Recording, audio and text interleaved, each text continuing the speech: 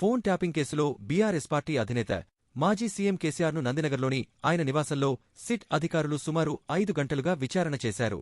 విచారణ ప్రక్రియను audio, video రూపంలో 5గురు ఉన్నతాధికారుల సిట్ బృందం రికార్డింగ్ చేసింది. అలాగే దీనితో పాటు ఆయన ఇచ్చిన కీలక వాంగ్మూలాలను నమోదు చేశారు. అనంతరం సిట్ అధికారులు నందినగర్ నుంచి వెళ్లిపోయారు.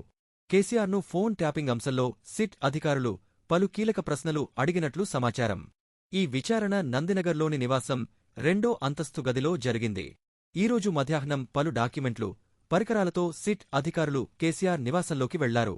సిట్ విచారణ నేపథ్యంలో నందినగర్ పరిసర ప్రాంతాల్లో పోలీసులు భద్రతను మరింత కట్టుదిట్టం చేశారు. 2 రోజుల క్రితం సిట్ ఇచ్చిన నోటీసు ప్రకారం కేసీఆర్ ఈరోజు మధ్యాహ్నం సిద్దిపేట జిల్లా ఎర్రవల్లిలోని తన ఫామ్ హౌస్ నుంచి హైదరాబాద్ నందినగర్ నివాసానికి చేరుకున్నారు. కేసీఆర్ ఎర్రవల్లి నుంచి బయలుదేరే ముందు ఫామ్ హౌస్ వద్దకు భారీగా తరలివచ్చిన గులాబీ శ్రేణులు తమ అధినేతకు అడుగడుగున నీరాజనాలు పలికారు. కేసీఆర్ కాన్వాయ్పై గులాబీ పూల వర్షం కురిపించారు. దారి పొడవునా జై కేసీఆర్ అంటూ నినాదాలు చేశారు. కేసీఆర్ హైదరాబాద్ నందినగర్ నివాసానికి చేరుకునే సమయానికి అక్కడకు వచ్చిన పార్టీ కార్యకర్తలు కాంగ్రెస్ ప్రభుత్వ వైఖరిని నిరసిస్తూ నినాదాలు చేశారు. అంతకు ముందే కేసీఆర్ నివాసానికి చేరుకున్న సిట్ అధికారులు ఆయనను విచారించేందుకు అవసరమైన ఏర్పాట్లు చేసుకున్నారు. కేసీఆర్ వాంగ్మూలాలు నమోదు చేసుకునేందుకు అవసరమైన కంప్యూటర్లు, ఆడియో, వీడియో పరికరాలను అమర్చుకున్నారు. కేసీఆర్ను ప్రశ్నిస్తున్న సమయంలో మాజీ మంత్రులు కేటీఆర్, హరీశ్ రావు, ఇతర కుటుంబ సభ్యులు నందినగర్ నివాసంలోనే ఉన్నారు. పంజాగుట్ట పోలీస్ స్టేషన్లోని స్పెషల్ ఇంటెలిజెన్స్ బ్రాంచ్లో ఆధారాల ధ్వంసంపై తొలుత ప్రారంభమైన దర్యాప్తు అక్రమ ఫోన్ ట్యాపింగ్ వైపు మళ్లింది.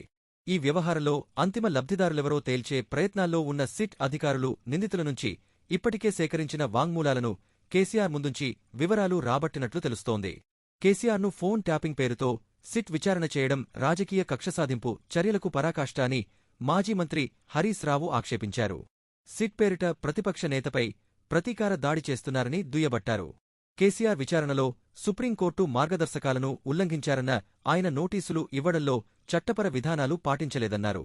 ఎర్రవెల్లిలో ఇవ్వకుండా నందినగర్ ఇంటి గోడలకు అంటించారని, ఇలా చేయడం చౌకబారు రాజకీయం అని అన్నారు. కేసీఆర్ ఎక్కడ ఉంటున్నారో ఈ రాష్ట్రానికి తెలియదా అని ప్రశ్నించారు. ఈ సిట్, సీఎం ఇన్స్ట్రక్షన్ టీంగా పనిచేస్తోందని ఆరోపించారు. విచారణకు సహకరిస్తున్నప్పటికీ పోలీసులు అతిగా వ్యవహరిస్తున్నారని మండిపడ్డారు.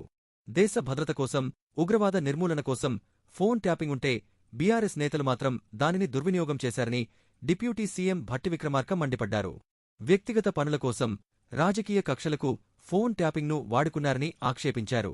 జూబ్లీహిల్స్లోని సీఎం రేవంత్ రెడ్డి నివాసాన్ని బీఆర్ఎస్ నేతలు ముట్టడిస్తారనే సమాచారంతో అక్కడ భద్రత పెంచి పోలీసులను మోహరించారు. సీఎం, మంత్రుల నివాసాలను బీఆర్ఎస్ నేతలు ముట్టడిస్తారనే అనుమానంతో పోలీసులు అప్రమత్తమయ్యారు.